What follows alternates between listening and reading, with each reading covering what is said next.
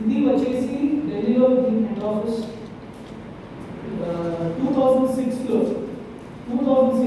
ఈ బాడీ చేశారన్నమాట. ఈ బాడీని డిసైడ్ చేసి ఒక బాడీ ఇలా FSSAI బాడీ అని చేశారు. వీళ్ళు ఏం చేస్తారు, మన ఇండియాలో ఎలాంటివి ఫుడ్ ప్రొడక్ట్స్, ఇప్పుడు మనం బండి రోడ్ పైన బండి ఏమన్నారు దాంట్లో చేసి ఇడ్లీ దోశ ఎలాంటివి టిఫిన్లు తయారు చేసే వాళ్ళు కూడా రిజిస్ట్రేషన్ తీసుకోవాల్సి వచ్చింది. ఇప్పుడు ఈ మధ్య గవర్నమెంట్ డిసైడ్ చేసింది వాళ్ళకు FSSAI లైసెన్స్ తీసుకోవాలని రూల్ పెట్టారు. సో వీళ్ళకు ఏంటంటే ఫుడ్ చాలా క్రూషియల్ అన్నమాట. ఫుడ్లో కొంచెమైనా తేడా వస్తే తినే వాళ్ళకి చాలా పెద్ద అఘాతం, అంటే ఇట్స్ డేంజర్, వాళ్ళకి పెద్ద డేంజర్ అన్నమాట. ఫుడ్ నుంచి చాలా మంది చనిపోతారు కూడా ఫుడ్ పాయిజనింగ్ వల్ల. సో ఫుడ్ మీరు చేస్తున్నారంటే ఇందాక మీరు చెప్పారు కదా, మీరు చేసేది వాళ్ళకి మీరు ఎలా రెడీ చేస్తారు, కన్స్యూమర్ కూడా హెల్త్ అలాగే ఉంటుంది.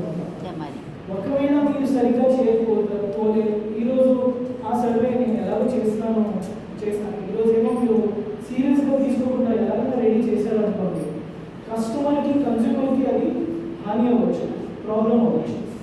సో మీపైన చాలా పెద్ద రెస్పాన్సిబిలిటీ అన్నమాట. యాజ్ అ ఫుడ్ మ్యానుఫ్యాక్చరర్ మీపైన పెద్ద రెస్పాన్సిబిలిటీ.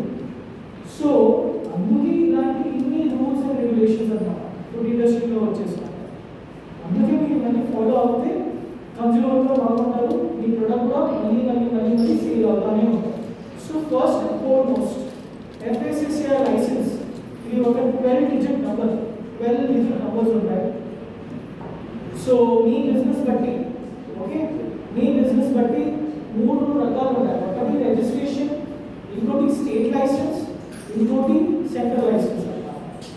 సో మీరు యాక్చువల్లీ అందరూ FSSAI లైసెన్స్ కంపల్సరీగా తీసుకోవాలి. ఎవరి దగ్గర FSSAI లైసెన్స్ లేవు, ఇమ్మీడియట్గా ఈ రోజే సార్ మీ కాంటాక్ట్, మీ డీటెయిల్స్ అంతా ఇవ్వండి, మీ కంపెనీ డీటెయిల్స్, ఇమ్మీడియట్గా మీ ప్రాసెస్ స్టార్ట్ అవ్వాలి. మీకు కావాల్సిన డాక్యుమెంట్స్ అంటే సార్ పంపిస్తే సార్ మాకు పంపిస్తారు, మేము కావాలంటే ఇమ్మీడియట్గా ప్రాసెస్ చేపిస్తాం. So first and foremost FSSAI licence is very important. Okay, చిన్న స్కేల్ ఉంటే రిజిస్ట్రేషన్ పెట్టాలి, పెద్ద స్కేల్ ఉంటే central and state licence. Okay, ఇది 14 డిజిట్ లైసెన్స్ నంబర్, 14 డిజిట్స్ ఉంటాయి. Okay, next typical steps. ఇప్పుడు మీరు పాపడ్ చేస్తారు కదా, మీరు చెప్పండి మీరు ఎలాంటి ప్రొసీజర్స్